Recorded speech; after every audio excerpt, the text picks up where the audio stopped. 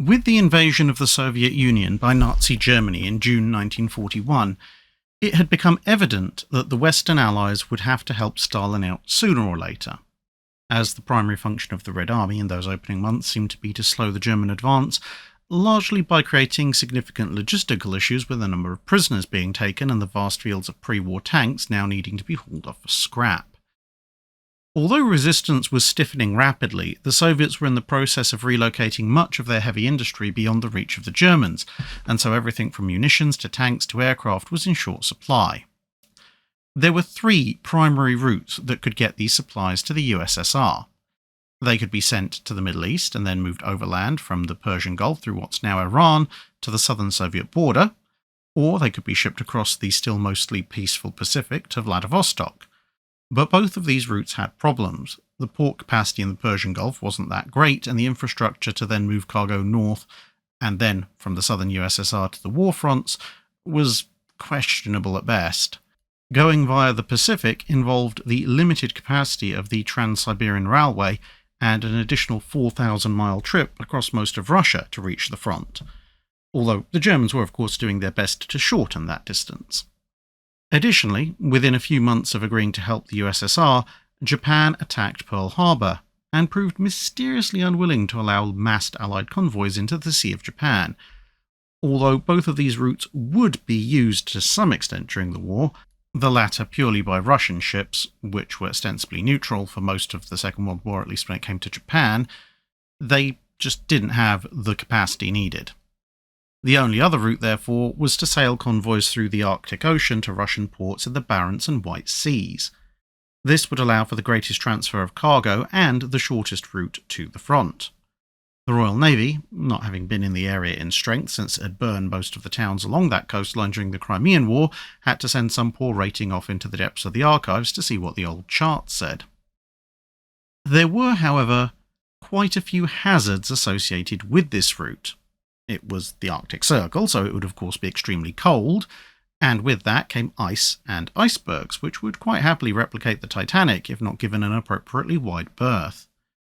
Additionally, most of the voyage would involve sailing past the coastline of German-occupied Norway, which exposed these ships to a triple threat not seen elsewhere at sea.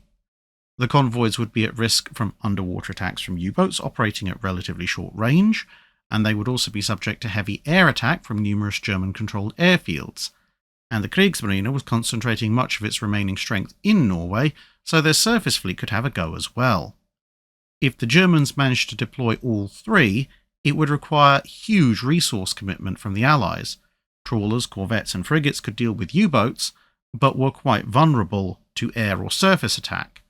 Cruisers and aircraft carriers were a pretty good counter to air attack, but would in themselves be vulnerable to submarines and capital ships, and although Allied battleships were available in some numbers, and in strength capable of handling any German surface fleet deployment, they in turn were vulnerable to submarine and air attack.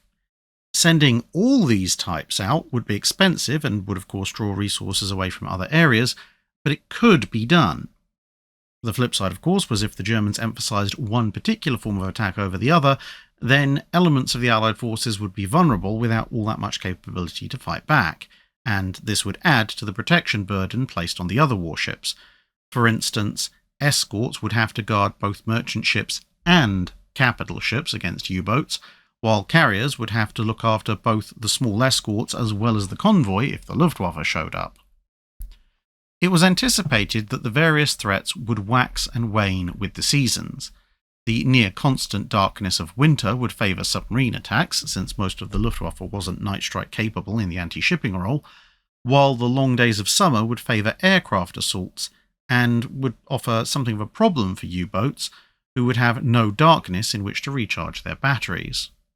German surface vessels could technically operate at any time of the year, since of course they had radar. The seasons would also affect the routing of the convoys. In summer, the ice retreated, allowing the convoys to sail further north. This extended their sailing time, but it limited aircraft search radii and the payload of bombers. Plus, it forced ships and submarines to sail further and for longer in order to reach the convoy.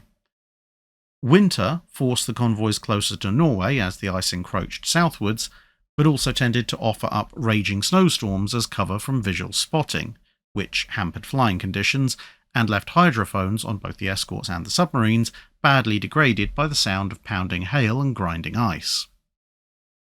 Initially a primarily Royal Navy responsibility, the Japanese attacks on Pearl Harbor would eventually allow the US Navy to make a greater commitment to the convoy's protection as well. At first, it all seemed to be working fine. By the spring of 1942, as the days began to lengthen, only one merchant ship had been lost in over a dozen convoys. But German efforts began to pick up, and convoys PQ-14, 15 and 16 would see a number of ships sunk or forced to turn back with damage from ice. In response, the next convoy, PQ-17, was granted a heavy escort. Arctic convoys under full protection worked with three separate kinds of escort group. The close escort stayed with the convoy and would generally be made up of destroyers, corvettes, minesweepers and trawlers, with occasionally a cruiser or two, but more commonly a few anti-aircraft auxiliary cruisers. These were small merchant ships that had been given a cruiser's secondary battery worth of heavy anti-aircraft guns and a few medium anti-aircraft guns as well. A so-called distant covering force would sail relatively nearby, but not as part of the convoy formation itself. This was typically made up of a number of cruisers and their own escorts, and this force would be more than sufficient to deal with German destroyers, cruisers and the odd panzer ship that might chance its arm. Finally, a heavy covering force sailed some considerable distance away, usually staying 100 to 200 miles from the convoy, which was 5 to 10 hours sailing time away if the convoy kept going for the USSR when the heavy force sped up, or 2 to 3 hours sailing time if they turned around and headed back in the other direction. This would be composed of a couple of battleships, or a battleship and battlecruiser, an aircraft carrier, and of course their own cruisers and destroyers. This force would be called in should a major Kriegsmarine surface threat be detected, such as both surviving Panzerschiff or one or more of the Kriegsmarine's surviving battleships. Each force also had limits as to how far it was allowed to go. As you headed further east, the ice and the Svalbard Islands in the north would force ships to head south, and the Norwegian coast reached its northernmost point in this area. This, of course, offered a choke point that German aircraft and submarines had their best shot in, and so on balance it was concluded unwise to risk the heavy forces in this area, as they would be quite vulnerable to damage for not all that much in return, since the positions of German heavy surface forces meant that if they did sail, they should either be spotted and intercepted before they reached this point, or else the convoy would be far enough east that, as long as it kept going at what passed for maximum speed for a bunch of merchant ships, they should be well under the cover of the Soviet Air Force before the German ships could catch up. At least as long as a good watch was kept on the German capital ships so that you knew when they'd sailed. The cruiser force was normally allowed to go a little bit further east than the heavy force as they were faster, ultimately a little less valuable, and the smaller German surface raiders, such as the large destroyers or the Admiral Hippers, could both base themselves further along the convoy route, further north to start with, and they were a little bit faster than the Panzerschiff or the battleships. Sometimes the cruisers would actually go all the way to Soviet ports, but at other times they'd just catch up with a returning convoy and follow them home instead. The close escort force would stick with the convoy the whole way, since submarines and mines in particular could be a problem pretty much all the way into a Soviet port. It is sometimes said, based largely on speculation by Winston Churchill, that this was the first time US Navy ships were part of the escort force, but this is actually untrue. US forces, including the battleship USS Washington, had actually been part of the heavy covering force for convoys PQ-15 and PQ-16 some months before PQ-17 sailed.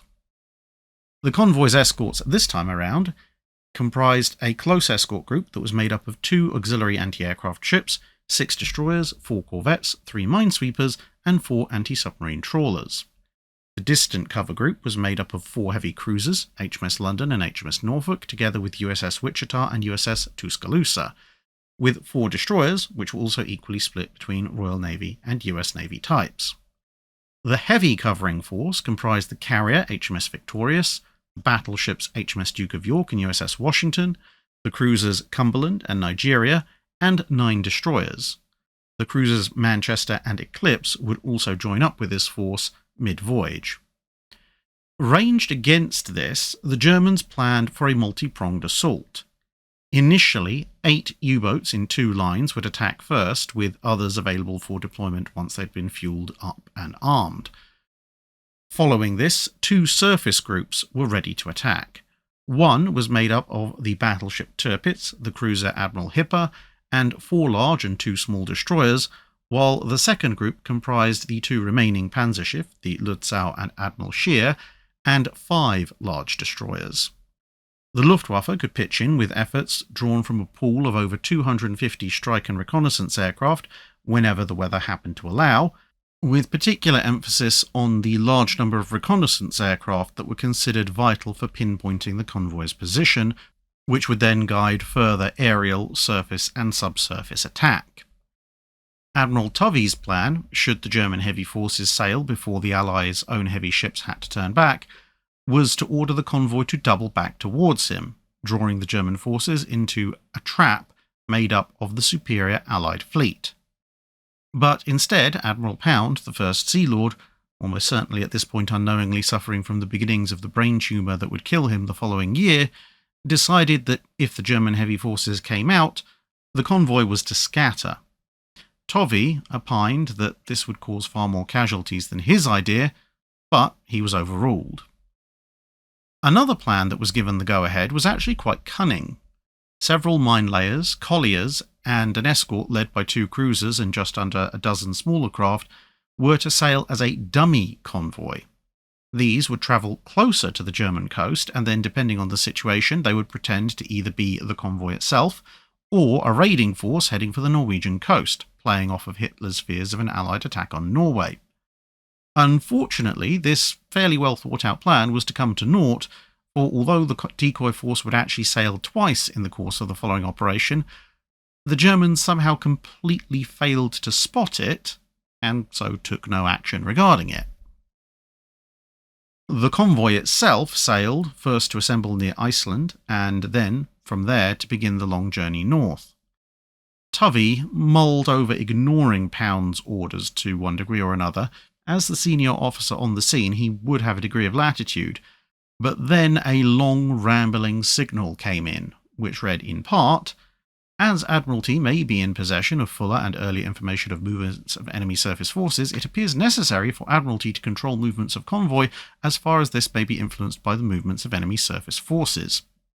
It then went on in a continuing rambling manner, allowing the convoy to turn back in some circumstances, but not others, ascribing safety against surface threats east of Bear Island to the highly optimistic idea of an Allied submarine screen, while also keeping the order to scatter in play, forbidding the cruisers from proceeding further than 25 degrees east in any circumstances, and forbidding the heavy force from putting itself in a position where it might come under significant air attack, unless there was a good chance of bringing Tirpitz to battle, despite the fact that HMS Victorious had the only fighter aircraft available to either side in the entire operational area. Poor old Tovey must have wondered if Pound was composing his orders using a tombola draw. The convoy nonetheless left Iceland on the 27th of June 1942, bound for Archangel, since Murmansk had been heavily bombed. One merchantman, the Exford, was damaged by ice in the Denmark Strait and was forced to turn back. The fleet oiler Grey Ranger also suffered the same fate, although in her case, the tanker Aldersdale would take over her position. The final elements of the close escort would join the convoy and deploy their anti-submarine screens at this point, with 2 small submarines also coming along for the ride, P-614 and P-615, originally built for the Turkish Navy but compulsory purchased at the start of the war, which were a somewhat optimistic last-ditch defence against the incursion of an enemy battleship. In their holds and on their decks, the convoy carried 297 aircraft, 594 tanks, 4,276 other military vehicles, and 150,000 tons of supplies. On the 1st of July, the first line of U-boats was encountered, but the convoy escort drove them off. U-255 and U-408 maintained contact though, and trailing the convoy, they were able to signal the convoy's speed and course. By this stage, 6 further U-boats lay ahead, and another 2 were sent out to help maintain the monitoring of the merchant's position. This would also be the first day a Luftwaffe reconnaissance aircraft appeared overhead. On the 2nd of July, they passed convoy QP-13, which was heading home in the opposite direction. However, also on that day, aerial reconnaissance revealed Tirpitz was missing from her moorings in Trondheim, although the Admiralty kept that little detail to themselves for the moment. Evasive action was taken when a U-boat was spotted close enough to have fired torpedoes. This was U-456, which was then duly driven away by the escorts. Late that evening, 9 Heinkel 115 torpedo bombers appeared, but they had the misfortune to target one of the 2 auxiliary anti-aircraft ships, which opened up on them with some vigour, causing them to break off their attack right into the path of the USS Rowan, which had come from the cruiser force to refuel, and the destroyer promptly put a 5-inch shell straight into one of the bombers, sending it plunging into the sea, although the impact site was far enough away that another Heinkel 115 exploited its nature as a float plane to land and recover the crew without incident. The 3rd was a day spent sailing through fog banks, depth charging the occasional submarine contact, and watching a somewhat slow and lazy dogfight as one of HMS London's Walrus flying boats showed up, the cruisers being only about 40 miles away, and proceeded to chase a BV-138 reconnaissance aircraft for a bit before breaking off the attack to land with a message which said that Russian reconnaissance aircraft had reported ice fields had receded a little bit more than usual, and therefore it was suggested that the convoy should turn further north to open up the distance between them and the German bases. However, the close escort commander, Brum, demurred and only adjusted course slightly, as it had been impressed on him by the Admiralty to get the convoy heading east as quickly as possible. Meanwhile, aboard the cruisers, Admiral Hamilton was relatively sure that the Germans were going to send Tirpitz after QP-13, which was now well behind them.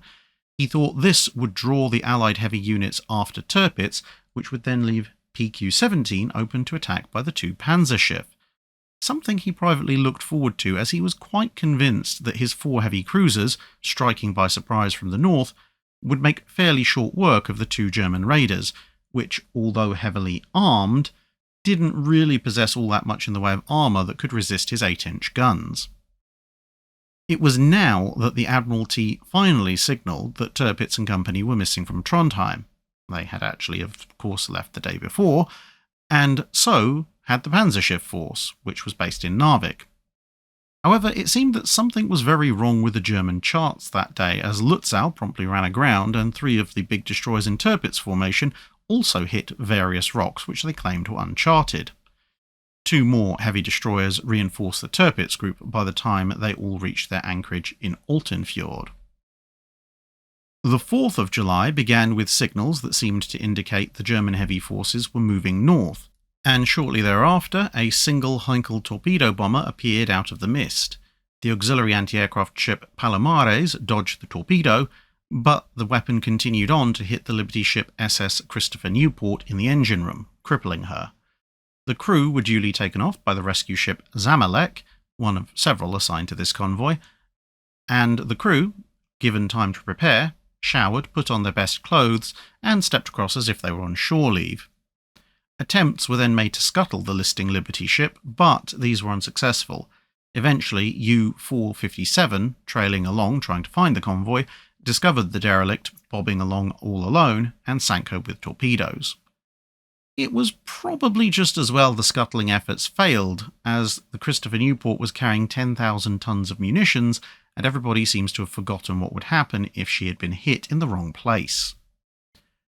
At noon, Hamilton received a signal that his cruisers were now allowed to go past 25 degrees east, but only if Tovey didn't think otherwise. But the Admiralty was already failing to convey all the information they held. Shades of the Admiralty and Jellicoe in the night after Jutland looming large. And Tovey therefore ordered Hamilton not to enter the Barents Sea unless he was positive the cruisers wouldn't run into Tirpitz unsupported. Sure that a surface attack was coming soon, Hamilton edged his ships from their position north of the convoy to about a dozen miles ahead of it, as any attack would come from the south, and so having the convoy between him and the enemy made very little sense. This action in some ways simultaneously saved and doomed the convoy. Haphazard air attacks during the day didn't achieve all that much, but U-457 was now trailing the convoy and spotted Hamilton's force ahead of the merchants. In the distance, and with Arctic fog and temperature gradient hazing causing some rather interesting visual effects, he made two critical mistakes. Used to the British form of heavy cruiser, armed with twin turrets, he confused one of the American heavy cruisers, which are of course armed with triple turrets, with an American fast battleship. Equally unfamiliar with US scouting aircraft, he mistook one of Wichita's SOC-3 Seagull reconnaissance aircraft for a carrier-based reconnaissance aircraft. This report convinced German High Command that the Allied heavy escort force was in close attendance to the convoy, but without a definite fix on the position of this supposed aircraft carrier, and with a Führer directive to neutralise any carriers before sending Tirpitz into close action, they would have to cancel the surface attack operation, or at least delay it, until further information was received. On the one hand, this meant that German heavy units would not actually be attacking the convoy, but on the other hand, the prospect of rich targets in the form of both capital ships and merchants was drawing in U-boats like flies to a carcass, as they could receive and decode U-457's reports quite easily for themselves. The first to arrive on scene was the U-88, which slipped through the escort screen and promptly missed with all its torpedoes.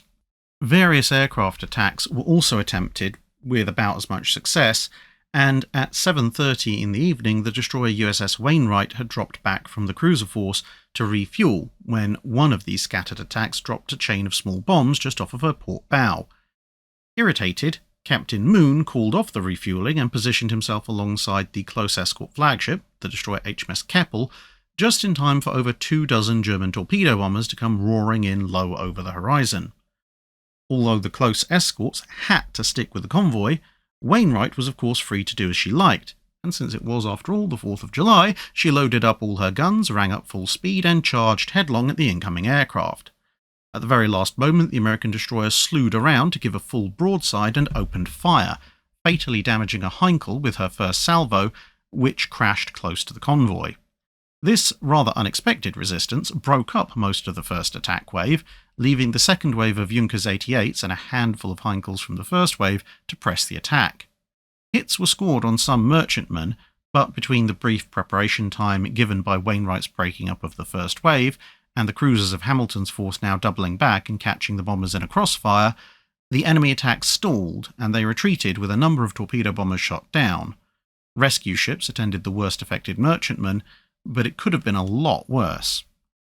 Having satisfied the need for an Independence Day fireworks display, Wainwright casually sauntered back to recommence refueling. Overall, the convoy and the escort commanders were quite happy with their performance, but at this point, the Admiralty's signals were getting even more confused and patchwork. Hamilton had been told further information was due. When it arrived, it indicated that surface forces might be in proximity. But they didn't send this information to Brum, who was in charge of the close escort. Instead, he found out when Hamilton happened to let him know by signal lamp shortly before Hamilton's cruisers pulled back ahead.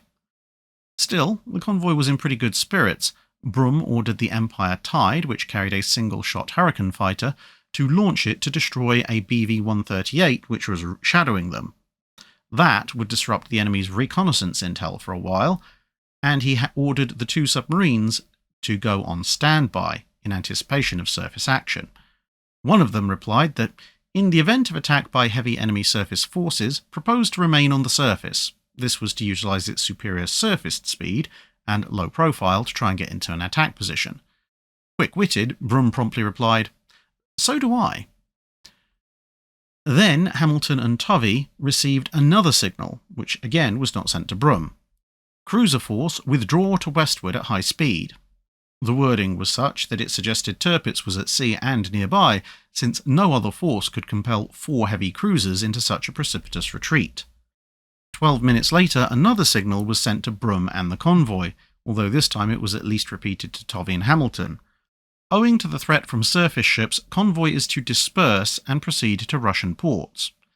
Just under a quarter of an hour later, another signal. Admiralty to escorts of PQ-17 and repeated to Commander-in-Chief and Cruiser Squadron 1, Convoy is to scatter. Both of these signals, combined with the previous Admiralty orders before the convoy sailed, and the seeming escalation, reinforced the idea that at any moment the bulk of the Kriegsmarine surface forces were about to appear over the horizon. In fact, of course, the Admiralty had just unintentionally handed the Germans the convoy on a platter. Back in London, Pound was told that if Tirpitz had sailed, they would know. This was a semi-oblique reference to both the decryption work taking place at Bletchley Park, which would intercept the sailing orders as well as warnings to U-boats of friendly warships due to be in the area, and reports from agents based in Altenfjord. But of course, these would only trigger when the ships actually sailed, and thus all Commander Denning could honestly tell Pound was that Tirpitz had not put to sea. He could not categorically state that she was definitively at anchor. Pound seemed to interpret this as Tirpitz potentially, or even likely, being in the middle of preparations to go to sea, as indeed she would soon have to do so if she wanted to have a chance of catching the convoy. However, there was a separate set of high-frequency direction-finding fixes and interceptions that indicated a large number of U-boats closing on the convoy's location. Most of those officers who were advising Pound were against dispersing the convoy. The information they had was unclear at best, and even if Tirpitz did sail, although the heavy covering force was supposed to turn back by the end of the day, there was still time for it to put on speed and press forward if indeed there was another German battleship to kill. And the distance between the heavy escort and the convoy was not so great that the convoy couldn't double back.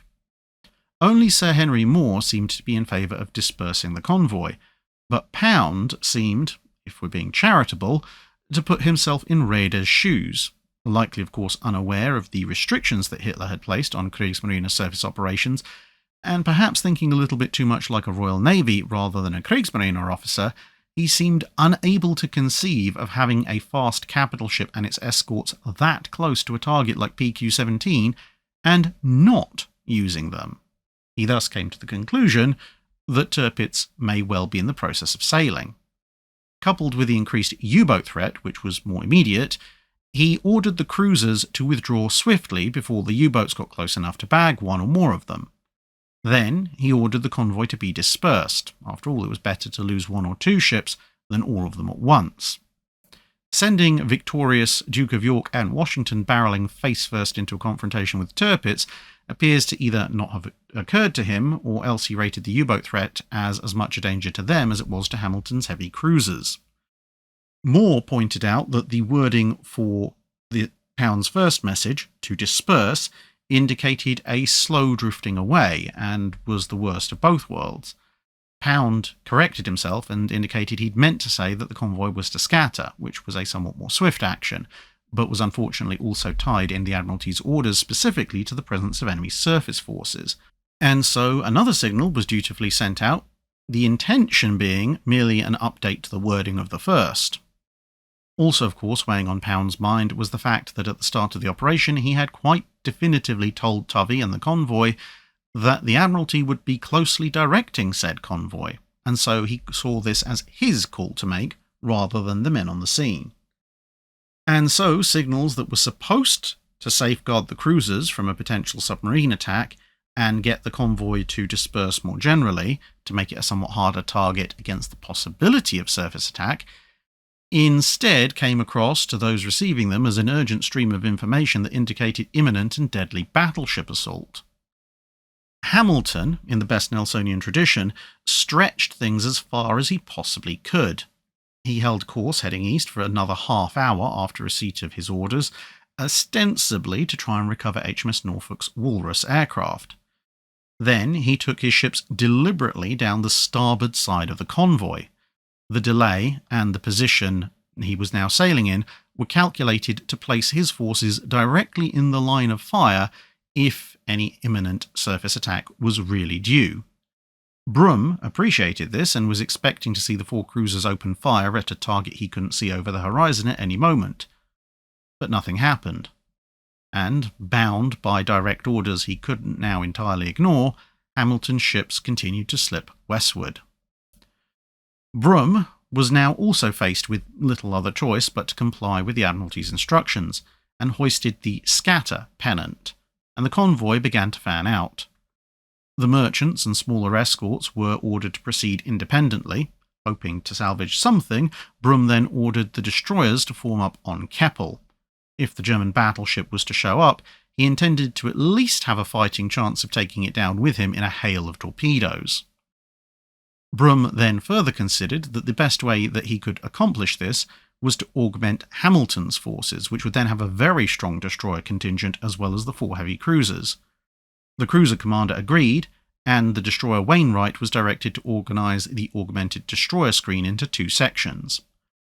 Unfortunately, since Hamilton had to proceed west, and Brum was now going with him, it looked to some in the convoy as if the close escort destroyers, the most powerful warships in that escort formation, were running away. Unknown to them, of course, Brum and Hamilton were at that very moment planning to take on a duel with the single most powerful force the Kriegsmarine had ever put to sea in order to try and preserve the convoy. But all this accomplished in reality was giving some of the trailing U-boats something of a bad shock when the destroyer and cruiser formation barreled out of the mist and nearly ran them over. Time continued to pass, and no battleship appeared. Something was very clearly wrong. 5 hours after sending the scatter signal, the Admiralty signalled the wishy-washy, "It is presumed enemy ships are north of Tromsø, but it is not, repeat, not certain they are at sea." One can only imagine Brum and Hamilton collectively emptying their verbal magazines of every single curse word in a British sailor's extensive vocabulary. Several ships, particularly the destroyer Offa, actually entertained engineering temporary machinery breakdowns, which would compel them, of course, to head for the nearest friendly port, which just so happened to be Russian. This would compel them to turn back eastward, whereupon, of course, they would find the merchantman, and magically then their engines would be fixed.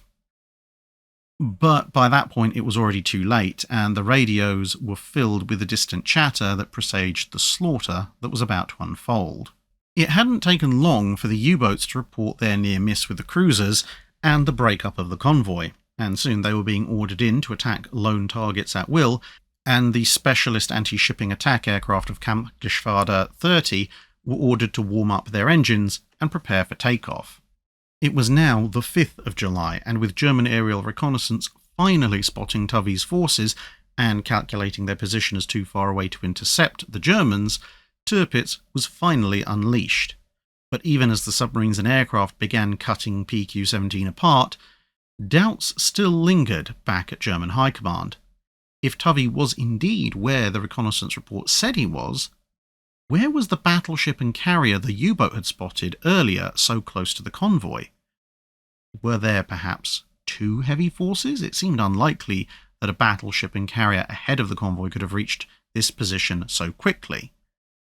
Between these doubts, and ultimately the effectiveness of the other attacking formations, the German heavy ships were thus recalled a few hours after they had set sail, much to their rather vocal disappointment. Meanwhile, the ships that had previously been part of PQ-17 continued to part company, but uneasily. The smaller escort forces actually started to regroup. Palomares, in company with Britomart and Halcyon, Dianella, sticking with the two submarines, and Lotus, La Malouine, and Poppy sticking together as well.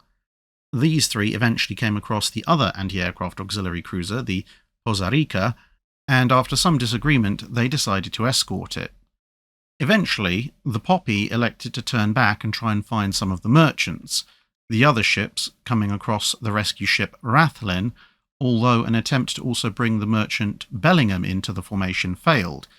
According to the Pozarica, the American merchant refused to have anything to do with them, and according to the Americans, the British vessel sailed off without waiting for them. Palomares found 4 other American ships that were a bit more congenial to sticking together, although Palomares would later break formation with them later in the day, as it was trying to mislead and engage various flying boats that were buzzing around the small collection of ships. Meanwhile, the armed trawler HMS Ayrshire found itself heading north. Commanded by Lieutenant Leo Gradwell of the Royal Navy Volunteer Reserve, he'd been on the port side of the convoy and decided he was going to head for the ice floes. His thinking apparently initially being that any large capital ship that wanted to try and chase his diminutive command would be welcome to try. The trawler was slow but nimble and should have better luck weaving through icebergs than any racing cruiser or battleship, and Gradwell was quite tickled with the idea of claiming a major capital ship kill by getting it to smash its face into a bunch of frozen water. Along the way, he came across the wonderfully named merchantman SS Ironclad, as well as the Troubadour. The latter was carrying coal, which she was happy to share with the Ayrshire in exchange for a boost to the trawler's capacity to protect it from submarines. Approaching the pack ice, the trio then discovered the freighter Silver Sword. Gradwell now concocted a cunning plan. All 4 ships were directed as deep into the pack ice as they could go, and their boilers were then damped down. Troubadour also turned out to be carrying large amounts of white paint for some reason, and all 3 cargo ships had tanks on deck as extra cargo. Within hours, all 4 ships were cunningly disguised as icebergs, having been painted white with some tarps being strung to help break up their outline. And in case any smaller warship or U-boat happened to brave the ice floes and didn't fall for the disguise, as many of the tanks as possible were loaded and their turrets aimed out over the ice fields. The idea was to hide until the worst of it was over, if possible. This worked better than expected, as reconnaissance aircraft actually flew straight past them several times, but reported only pack ice and clustered icebergs. Elsewhere, though, attacks were mounting. The Liberty ship Samuel Chase reported a U-boat closing on the surface astern. The crew took to the boats, but the submarine then vanished, and after a few hours the embarrassed crew had to catch up and reboard their ship. But nearby, the Pan craft was crippled by near misses from bombers. A Junkers 88 strafed the ship just as the crew was leaving, killing 2 of them and setting the ship ablaze. U-703 attacked the Empire Byron, although it did take 6 torpedoes to gain only a single hit, but that single hit was enough. The engine room was breached and the ship began to settle by the stern.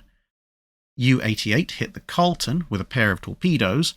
Although Carlton was loaded with explosives among other things, she sank fast enough that the fire didn't reach that particular section of the ship, and most of the crew, who had only lost 3 men directly to the torpedo hits, were then duly picked up by a Dornier 24, which was out looking for a Heinkel that had crash-landed. The remainder of the crew, 17 in total, had hoisted a sail aboard their lifeboat and set a course for the Russian coast. U-88 then came across the 4 freighters that Palomares had tried to decoy German reconnaissance aircraft away from, and around the same time, Junkers 88s from KG-30 arrived. The aircraft claimed the Fairfield City quickly, but the Daniel Morgan proved to be a tougher target. It managed to shoot down 2 aircraft and damage a number of others before a near miss split open 2 of the ship's holds. She immediately began to list before U-88 hit her with 2 torpedoes. This ship's surviving crew would be rescued a few hours later by a Russian tanker. SS Onomu was attacked by U-456, U-334 and U-88 at the same time. If nothing else, this unintentionally forced a great expenditure of torpedoes on her before she sank. Elsewhere, the Earlston had evaded a torpedo bomber attack, only to spot what looked like an iceberg moving purposefully towards them.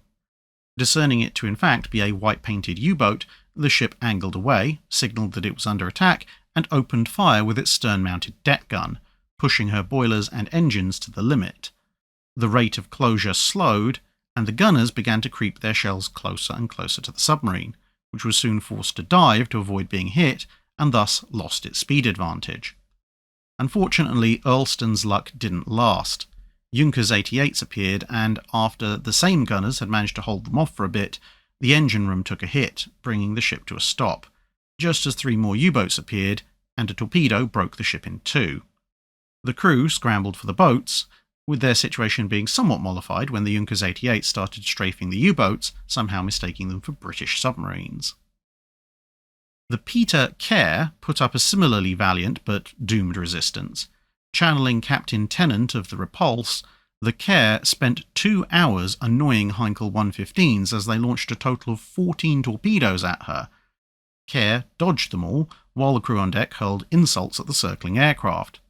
It then took another formation of Junkers 88 showing up, and they expended a total of 36 bombs, finally scoring just 3 hits. But this set the ship on fire, and the crew managed to get away just before the blazing ship exploded.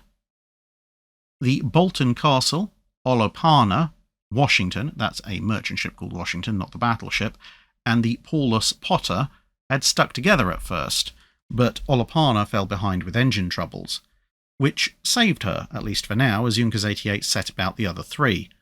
First, the Washington was badly hit and had to be abandoned before the 350 tons of TNT in her cargo hold could go off, and the other 2 were also soon crippled by the bombers, although Paulus Potter remained afloat long enough for a U-boat to happen past and finish the job later on.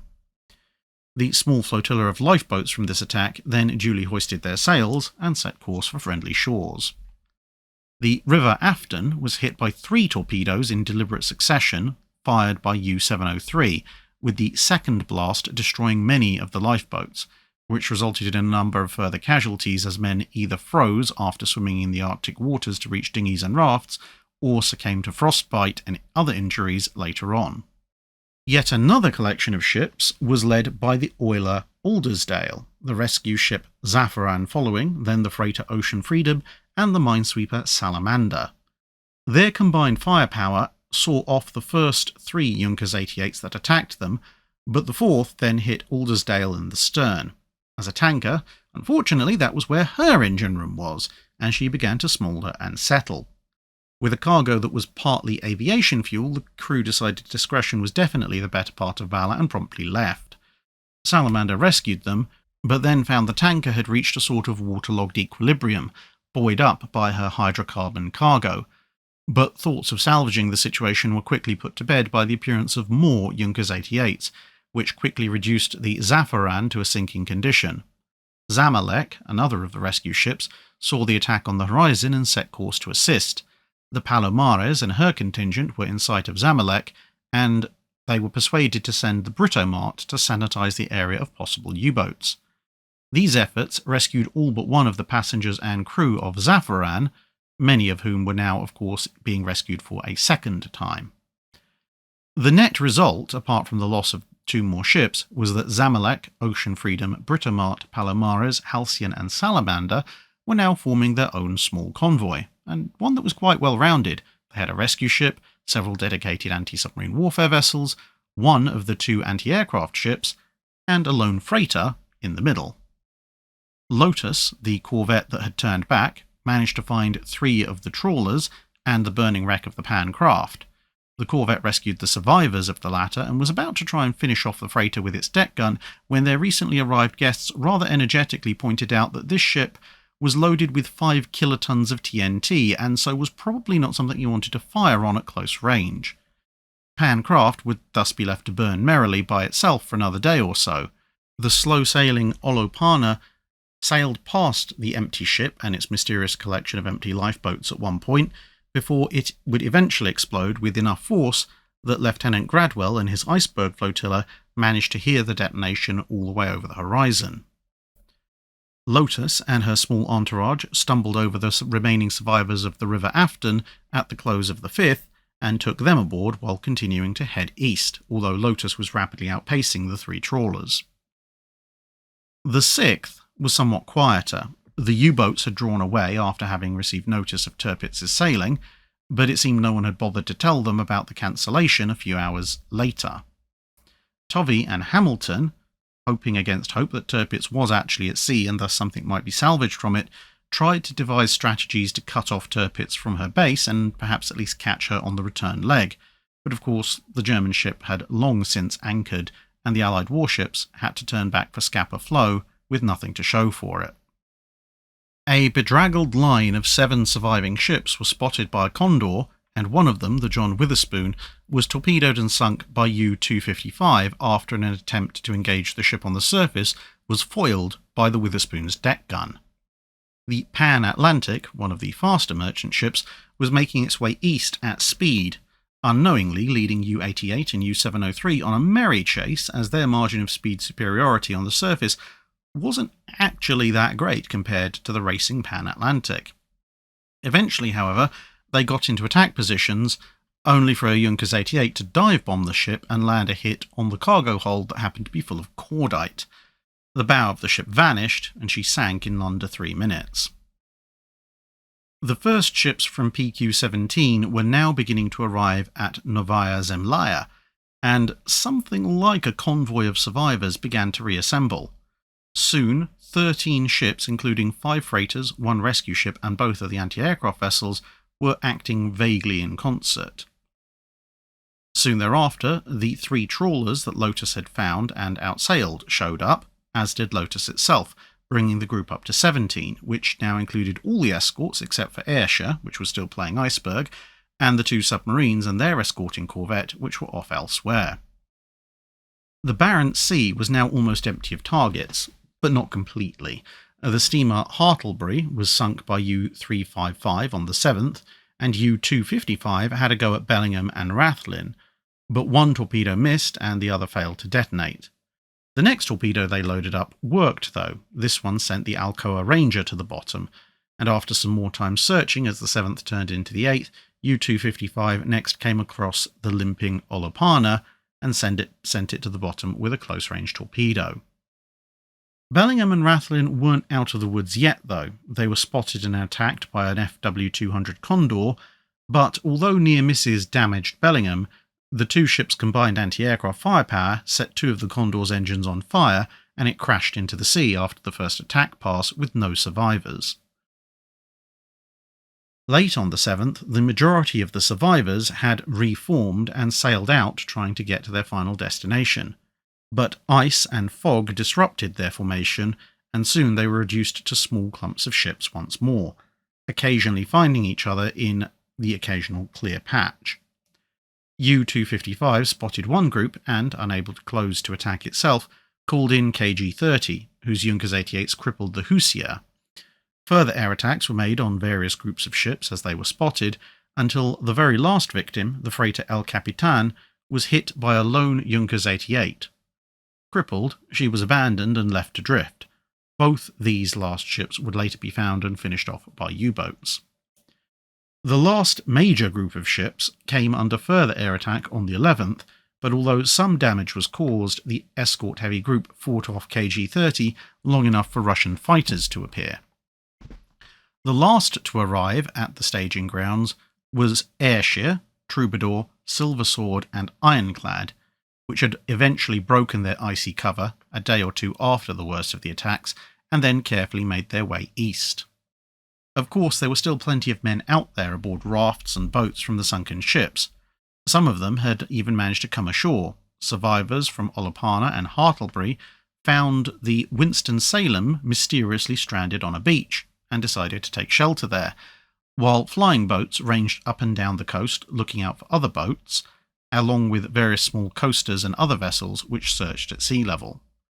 Once restocked and refueled, the corvettes then came to join in the search efforts, and gradually quite a few groups of survivors were rescued. The very last ship to arrive in safe harbour was the Winston-Salem, showing up on the 28th of July, having been towed off the beach and refloated. The final bill was 24 merchant ships sunk, comprising 2/3 of the convoy and adding up to over 142,000 tons of shipping, which had taken to the bottom with them 210 aircraft, 430 tanks, 3,350 vehicles and 100,000 tons of ammunition and other supplies, also taking 153 men down to the ocean floor. The Germans, in exchange, had burned some oil fuel on board Tirpitz and her escorts, and lost half a dozen aircraft. Recriminations, understandably, started almost at once, and speculation as to the exact cause of it all has continued down to this day. As noted, the idea that this was the first Anglo-American Arctic convoy escort force is actually false twice over. Attempts to blame the close escort commander Brum by the prolific author David Irving cost the latter a lost libel case with a bill so large it actually stood as a record for almost 2 decades in the UK. And ultimately, there are enough different judgments and interpretations of this convoy out there for everyone to have their own ideas.